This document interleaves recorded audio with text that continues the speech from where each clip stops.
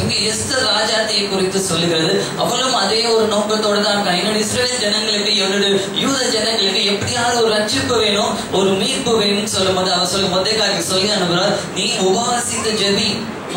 நான் போய் ராஜாவிடம் பேசும் வரை நீ எனக்காக ஜெபி, உபவாசித்து ஜெபி. நம்ம எத்தனை பேர் உபவாசம் இருந்து ஜெபிக்கிறோம் ஆத்துமாக்களுக்காக? நமக்கு ஒரு தேவை, நமக்கு ஒரு பண கஷ்டம், நம்மளுக்கு ஒரு வியாதினா நம்ம உபவாசம் இருக்கிறோம். ஆனா அழிந்து போகும் ஆத்துமாக்களுக்காக எத்தனை பேர் உபவாசம் இருந்து ஜெபிக்கிறோம்? எத்தனை பேர் இந்த அழிந்து போகும் ஆத்துமாக்களுக்கு, அப்பா எனக்கு இந்த ஆத்மா, என் நண்பர்கள் ரட்சிக்கப்பட வேண்டும், அப்பா என்னுடைய அயலகத்தால் ரட்சிக்கப்பட வேண்டும், என் குடும்பத்துல நான் மட்டும்தான் ரட்சிக்கப்பட்டிருக்கேன், என் கணவர் இன்னும் ரட்சிக்கப்படல. எத்தனை பேர் இந்த மாதிரி ஜெபிக்கிறோம்? எஸ்தரை போல எத்தனை பேர் இருக்கும் ஜெபிப்பதற்கு? அழுது போகும் ஆத்மா முதல்ல நெகேமியா பார்த்தா அழுது ஜெபித்தான். இங்க எஸ்தர் சொல்றான், நீங்க உபவாசித்து ஜெபியுங்க. ரெண்டு விதமான ஜெபத்தை பார்த்தோம். ஒன்னு அழுது ஜெபித்தது, ஒன்னது உபவாசித்து ஜெபித்தது. ஜெபிக்காம இருக்கலாமா? இன்னொரு வசனத்தை வாசிப்போமா? 1 சாமுவேல் 12ஆம் அதிகாரம் 23ஆம் வசனம். ஜெபிக்கலாம் என்று சொல்லியிருக்கேன், ஆனா ஜெபிக்காமல் இருந்தால் என்ன ஆகும்?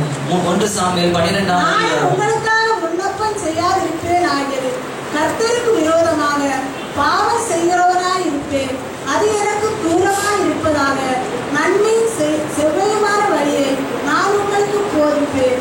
ஜெபம் செய்யாமல் இருப்பது ஒரு பாவமாக இருக்கிறது. அதுதான் இங்கே தேவன் சொல்லுகிறது. வேதவசனம் அதுதான் சொல்லுகிறது. நாம் ஜெபிக்காமல் இருப்பது ஒரு என்னது? ஒரு பாவம். நீங்க பாவம் செய்யணும் என்று சொல்ல, மற்றவர்களுக்காக ஜெபிக்காமல் இருப்பதே ஒரு பாவம். அழிந்து போகும் ஆத்துமாக்களுக்கு ஒரு பாரம் இல்லாமல் இருப்பது ஒரு பாவம். அழிந்து போகும் உங்களுடைய நண்பர்களுக்காக, உங்களுடைய அயலகத்திற்காக ஜெபிக்காமல் இருப்பது ஒரு பாவம் என்று நான் சொல்லுகிற வேத புஸ்தகம் சொல்லுகிறேன். எத்தனை பேர் ஜெபிக்கிறோம்? எத்தனை பேர் நம்மளுடைய நண்பர்களுக்காக, அழிந்து போகும் ஆத்துமாக்களுக்காக எத்தனை பேர் ஜெபிக்கிறோம்? உபவாசித்து ஜெபிக்கிறோம், கண்ணீர் விட்டு ஜெபிக்கிறோம். வேத வசனம் சொல்லுகிறது, அப்படி ஜெபிக்காமல் போனால் அது பாவம் என்று சொல்லுகிறது. இது கொஞ்சம் கடினமாக பேசினேன், மன்னித்துக் கொள்ளுங்கள். தேவன் என்னோட கூட பேசின வார்த்தைகள் நம்ம முதல் செய்தி நம்முடைய தமிழ் ஆராதனை தேவனோடு கூட பேசினேன். என்னால் இது பேச முடியாது, ரொம்ப கடினமான செய்தியா இருக்கு. தேவன் சொன்னாரு, நீ பேசிதான் ஆகணும். நான் அப்பா உன்னை அன்பை கொடுத்தே நான் பேசுறேன்னு தேவன் சொன்ன வார்த்தை இது. அதனால கொஞ்சம் கடினமா இருக்கு, எனக்கு கொஞ்சம் மன்னித்துக் கொள்ளுங்கள். தேவன் கொடுத்த வார்த்தை. எத்தனை பேர் நாம் ஜெபிக்கிறோம், கண்ணீர் விட்டு ஜெபிக்கிறோம், ஜெபிக்காமல் இருப்பது ஒரு பாவம் என்று வேத வசனம் சொல்லுகிறது. அந்த பாவத்தை எத்தனை பேர் செய்கிறோம்? என்னையும் சேர்த்து நான் சொல்லுகிறேன். நானும் எத்தனையோ வாட்டி யாருக்காகவும் ஜெபிக்காம, எனக்கு இது வேணும், எனக்கு இந்த கஷ்டம் இருக்கு, எனக்கு இந்த பிரச்சனை, அதுக்கு மாத்திரமே ஜெபித்து கொண்டு இருக்கிறேன். தேவன் இன்னைக்கு என்னோட கூட பேசினார், நீ செய்தது ஒரு பாவம். மீதி பேருக்கு ஜெபிக்காமல், உன்னை அழிந்து போகும் ஆத்துமாக்கள், உன் நண்பர்களுக்காக நீ ஜெபிக்காமல் இருப்பது ஒரு பாவம் என்று சொன்ன. அடுத்து எடுத்து வாசிப்போமா? நெகேமியா 2ஆம் அதிகாரம் 4ஆம் வசனம். நெகேமியா 2ஆவது அதிகாரம் 4ஆம் வசனம்.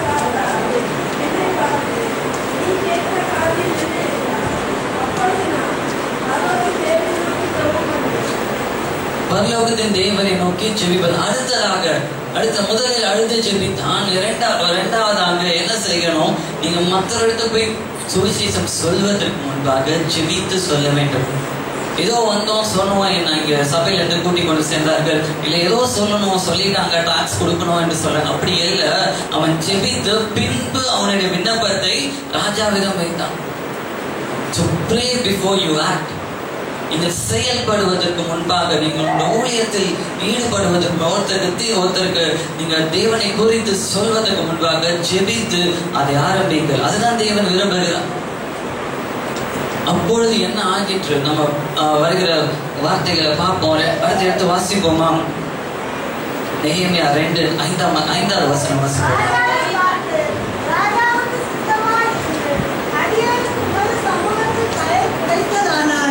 என் பிதாக்களின் கல்லறைகளில் இருக்கும் பட்டணத்தை கட்டும்படி யூதா தேசத்துக்கு நீர் என்னை அனுப்ப வேண்டிக் கொள்கிறேன் என்றேன். இதுல 2 வசனம் 2 பார்த்தோம். முதல்ல ஜெபம், அது நிறைய பேர் செய்கிறோம், சிலர் செய்யறது இல்லை. ஆனா பெரும்பாலானோர் ஜெபிக்கிறோம், கண்டிப்பா ஜெபிக்கிறோம். நம்ம நண்பர்களுக்காக இப்போவாது என் நண்பரை ரட்சிங்கப்பா, என்னுடைய அயலகத்தை ரட்சிங்க என்று ஜெபிக்கிறோம். இரண்டாவதாக he acted, அவன் செயல்பட்டான். நம்ம என்ன செய்கிறோம்? ஜெபத்தோடு நிறுத்தி விடுகிறோம். ஜெபிக்கிறோம், அப்பா என் நண்பரை ரட்சிங்க, என் பக்கத்து வீட்டுக்காரங்க ரட்சிங்க, என்னோட வேலை செய்யறவங்க ரட்சிங்க. நல்லதுதான், ஜெபம் நல்லதுதான். அடுத்து நெகேமியா என்ன செய்தான்? He acted. அவன் அடுத்து செயல்பட ஆரம்பிச்சான். போய் ராஜாவிடம் போயிட்டு பேசினான், உங்க சித்தமானால் இதை எனக்கு செய்யுங்க. He acted. நாம் ஜெபிக்கிறோம், நல்லதுதான், ஜெபம் நல்லதுதான். ஆனால் அதோடு சேர்ந்து நாம் செயல்படுகிறதாக இருக்க வேண்டும். Are we preaching the gospel? நாம் போய் பிறருக்கு சொல்கிறோமா? ஜெபிக்கிறோம், யாராவது வந்து சொல்லுவாங்க. ஏன் அந்த யாராவது நீங்களா இருக்கக்கூடாது? நான் பல நேரங்களில் ஜெபிப்பேன். என்னுடைய சின்ன வயசுல இருக்கும்போது கண்டிப்பா நான் ஜெபிப்பேன். எப்படி தான் இருக்கும், என் நண்பர்களுக்கு யார் மூலியமாவது போயிட்டு சுவிசேஷத்தை சொல்லுங்க. நான் சொல்ல மாட்டேன், ஆனா யார் மூலியமாவது எனக்கு ஒரு கஷ்டம், நான் இருக்கிறதான் சொல்றேன். எங்களுக்கு வாழ்க்கையில நான் சந்தித்தது, நான் செய்ததான் சொல்றேன். நானும் ஜெபித்திருக்கேன், யார் மூலியமாவது அவங்களுக்கு ரட்சிப்பை கொண்டு வாங்க. தேவன் இன்னைக்கு சொல்லுறாங்க, யார் மூலியமா இல்லை, உங்கள் மூலியமா தான் அவங்களுக்கு ரட்சிப்பு உண்டு. ஏன்னா உங்களை அந்த வேலை ஸ்தலத்துல வைத்திருக்கிறது ஒரு நோக்கம் இருக்கு. அந்த கல்லூரியில தேவன் உங்களுக்கு ஒரு இடத்தை கொடுத்திருக்க ஒரு நோக்கம் இருக்கு. அந்த பள்ளியில உங்களுக்கு ஒரு இடத்தை கொடுத்திருக்க நோக்கம் இருக்கு. நீங்கள் தான் அந்த யாரோ வந்து சொல்லுவாங்க, யாரோ வந்து சொல்லுவாங்க. இல்லை, நீங்கள் தான் சொல்ல வேண்டும். You are the chosen people. தேவன் அந்த பள்ளியில் நீங்கள் தான் அங்க இயேசுவை பற்றி சொல்ல வேண்டும். உங்கள் வேலை ஸ்தலத்துல நீங்கள் தான் வந்து சொல்ல முடியும். உங்க வேலை ஸ்தலத்துக்கு போதகர் வந்து சொல்லணும்னு அவசியம் இல்லை, நீங்கள் தான் சொல்ல வேண்டும். You are the light of God in your place. நீங்கள் வேலை ஸ்தலத்துல நீங்க தான் இயேசுவின் வெளிச்சத்தை பிறருக்கு காட்ட வேண்டும். நீங்கள் தான் இயேசுவின் சுவிசேஷத்தை சொல்லணும். எல்லாருமே முழு நேர ஊழியத்துக்கு வரணும்னு நான் சொல்லலை. அதுக்கு நான் வருகிற பாயிண்ட்ஸ்ல நான் சொல்றேன். பட் முழு நேர ஊழியத்தை சொல்ல, நீங்க இருக்கிற இடங்களில், உங்கள் கல்லூரிகளில், உங்கள் பள்ளிகளில், உங்கள் வேலை ஸ்தலத்துல நீங்கள் தான் இயேசுவை குறித்து சொல்ல வேண்டும். நாம் ஜெபிக்கிறோம், நல்லது. நம்ம உபாசிக்கிறோம், நல்லது. நம்ம அழுகிறோம், நல்லது. ஆனா நெய்யமே அதோட விட்டு விடல. யாராவது வந்து அந்த அலகத்தை கட்டுவாங்கன்னு சொல்லல. நான் செய்கிறேன். நாம் ஜெபிக்கிறோம், நாம் அழுகிறோம், நாம் உபாசிக்கிறோம், அதோட விட்டுடுறோம். நாம் செயல்படுகிறோமா? நெய்யமே அதோட விடல. அவன் செயல்படுகிறான். He went and he acted. அவன் செயல்படுகிறவனாக இருந்தான். அதனாலதான் நெகேமியா பத்தி நாம படிக்கிறோம். நாமும் ஜெபிக்கிறோம், நாமும் அழுகிறோம், ஆனா செயல்படுகிறோமா? Are we acting? Are we preaching the gospel to them? நம் இயேசுவின் சுவிசேஷத்தை நாம் அறிவிக்கிறோமா? இல்ல நாம இன்னொரு இயேசு கிறிஸ்து வருவார், அவர் வந்து இவர்களை ரட்சிப்பார் என்று நாம் இன்னும் காத்து கொண்டிருக்கிறோமா? இன்னொரு இயேசு கிறிஸ்து வரணுமா? இல்லை, நீங்களும் நானும் தான் இயேசுவின் அன்பை அவர்களிடம் சொல்ல வேண்டும். நீங்களும் நானும் தான் இயேசுவை குறித்து அவர்களிடம் சொல்லணும். அதுதான் வேதம் சொல்லுகிறது. நெகேமியா ஜெபித்தது மாத்திரமல்ல, அவன் உபவாசித்தது மாத்திரமல்ல, அவன் கண்ணீர் விட்டது மாத்திரமல்ல, ஆனால் அவன் செயல்படுவராக இருந்தான். நீங்களும் நானும் செயல்படுகிறோமா? நீங்களும் நானும் செயல்படுகிறோமா? Are we telling? Are we preaching?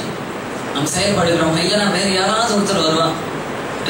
யாராவது ஒருத்தர் வந்து என்னுடைய ஆஃபீஸ்ல யாராவது ஒரு பிரேசல் ஆரம்பிச்சா நான் போய் உட்காந்துடுறேன். ஏன் நீங்க போய் ஆரம்பிக்க கூடாது? என்னுடைய காலேஜ்ல யாராவது வந்து பிரேசல் ஆரம்பிச்சா நான் போவேன். ஏன் அது நீங்களா இருக்கக்கூடாது? என் பக்கத்து வீட்டுல யாராவது பிரேசல் பண்ணாங்கன்னா நான் போவேன். ஏன் உங்க வீட்டுல ஒரு பிரேசல் ஆரம்பிக்க கூடாது? போதகரிடம் கேட்டேன், ஐயா நான் இந்த இடத்துல நான் எங்க வீட்டுல நாங்க 4 விசுவாசிகள் இருக்கிறோம். ஒவ்வொரு வாரம் ஒருத்தர் வீட்டுல நாங்க பிரேசல் இருக்கிறோம். ஏன் நான் உங்க அயலகத்தாக நீங்க ஜெபிக்க கூடாது? ஏன் நீங்க செயல்படக்கூடாது? செய்ய வேண்டியது செயல்பட வேண்டும். பல நாட்களாக ஜெபித்து கொண்டிருக்கிறோம். அப்பதான் எங்களுக்கு 1000 ஆத்துமாக்களை கொடுங்க, நல்லது. ஆனால் செயல்பட வேண்டியது நீங்களும் நானும் தான். அந்த நெகேமியா அந்த ஜெபித்தோடு மாத்திரம் விட்டு இருந்தானா அந்த அலகம் கட்டப்பட்டு இருக்காது. அவன் ஜெபித்து அங்கேயே இருக்க வேண்டியதான். ஆனால் ஜெபித்து அவன் செயல்பட ஆரம்பித்தான். நீங்கள் நாம் செயல்பட ஆயத்தமா இருக்கிறோம். Are we willing to go forward, walk forward? English அழகா சொல்லுவாங்க, walk the talk ன்னு சொல்லுவாங்க. நீ சொல்றத செய். walk the talk. நீ சொல்றத செய்யுங்க. நான் டிஃபரெண்டா சொல்றேன். walk the prayer. நீங்க ஜெபிப்பதை செய். நீங்க ஜெபிக்கிறதை செயல்படுங்க. அதுதான் தேவன் விரும்புகிறார். தேவன் விரும்புகிறது நீங்கள் செயல்பட வேண்டும். இப்ப அடுத்து வாசிப்போமா? நெகேமியா 8வது அதிகாரம் 7வது வசனம். இன்னும் ராஜாவை பார்த்து, ராஜாவுக்கு சித்தமா இருந்தால் நாம் யூதா தேசத்துக்கு போய் சேர் மட்டும் நதிக்கு அப்புறத்தில் இருக்கிற தேசாதிபதிகள் என்னை வழிவிட்டு அனுப்பும்படிக்கு அவர்களுக்கு கடிதங்கள் கொடுக்கும்படிக்கு. அடுத்ததாக நெகேமியா செய்தது, he prepared to go. அவனுடைய பிரயாணத்துக்கு அவன் ஆயத்த செய்தான். ராஜாவிடம் போயிட்டு எனக்கு இப்படி ஒரு கடிதத்தை தாங்க, இந்த கடிதம் எனக்கு அவங்க கிட்ட எனக்கு ஒரு ஃபேவர் வேணும், எனக்கு ஒரு கடிதத்தை தாங்க என்று அவன் ஆயத்தப்படுத்த. நம்ம எத்தனை பேர் ஆயத்தத்தோடு செய்கிறோம் ஊழியத்தை? டிராக்ஸ் கொடுக்குறோம், ஒரு ஆயத்தம் இல்லை. ஜெபிக்கிறோம், பிரேசர் ஒருத்தர்கிட்ட நம்மளுடைய சாட்சிகளை சொல்றோம். ஆயத்தத்தோட போகிறோமா? ஆயத்தத்தோட போகிறோமா? நம்மளுடைய அலுவலகத்துல ஒரு பிரசன்டேஷன் இருக்குன்னு வச்சுக்கோங்களேன். ஒரு பிரசன்டேஷன், உங்களுடைய எம்டிக்கு முன்னாடி ஒரு பிரசன்டேஷன் பண்றீங்க. ஆயத்தம் இல்லாம நேரம் போயிட்டு சொல்லிடுறீங்களா? கண்டிப்பா நைட்டு ஃபுல்லா அதையே தான் பண்ணிட்டு இருப்பீங்க. பவர் பாயிண்ட் பிரசன்டேஷன் என்ன இருக்கோ நைட்டு ஃபுல்லா பண்ணிட்டு, ஏன்னா கரெக்டா பண்ணணும். தப்பா பண்ணா என்ன ஆயிடும்? நம்ம வேலை போயிடும். ஒரு பயமும் ஒரு பயத்தோடும் ஒரு நடுக்கத்தோடும் ஒரு பிரசன்டேஷனை செய்கிறோம். அதே மாதிரி தேவனுடைய ஊழியத்தை ஏன் ஒரு ப்ரிப்பரேஷன் இல்லாம செய்யறோம்? ஒரு ஆயத்தம் இல்லாமல் ஏன் செய்கிறோம்? We need to be prepared to do the ministry of God. இவன் நெகேமியா அழகா முன்னாடியே போயிருக்கலாம். ஆனா ஆயத்தப்படுத்தினான். நான் இங்க போகும்போது எனக்கு இந்த மாதிரி ஒரு சூழ்நிலை வந்தா அதை எப்படி நான் சமாளிப்பேன்? எனக்கு நீங்க ஒரு கடிதம் கொடுங்க என்று அவன் கேட்டு he prepared his journey. அவனுடைய பிரயாணத்துக்கு அவன் தயாராகினான். நம்முடைய ஊழியத்துக்கு நம்ம தயாராகிறோமா? இந்த காலை நம்ம ஆராதனைக்கு எத்தனை பேர் ஜெபித்து தேவன் சமூகத்துல ஒப்பு கொடுத்து அந்த ஆராதனைக்கு வந்தோம்?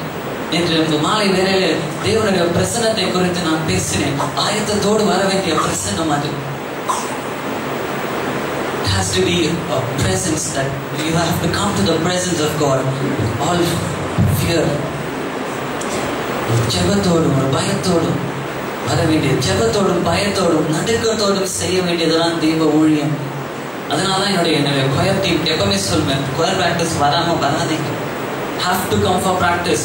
அது ஏனோதானும் செய்யறது இல்லை. அது தேவனுடைய ஊழியம். ஒரு கனத்தும் ஒரு மகிமைக்குரிய ஒரு ஊழியத்தை செய்கிறீர்கள். அதற்கான ஒரு ப்ரிப்பரேஷன் இருக்கு. You have to be prepared to do the ministry. ஏதோ செய்யறது கிடையாது, அது ஒரு ஊழியம். தேவனுடைய ஊழியத்தை செய்வதற்கு நாம் தயாராக இருக்கிறோம். ஆக prepared to do the ministry. இல்லை ஏதோ செய்கிறோம் என்று செய்கிறோமா? Nehemiah was prepared for his ministry. அவனுடைய வேலைக்கு அவன் தயாராக இருந்தான். He prepared his way. Are we ready to do that? நாம் அதுக்கு ஆயத்தமா இருக்கிறோமா? நாம் அதைப்படி செய்கிறோமா?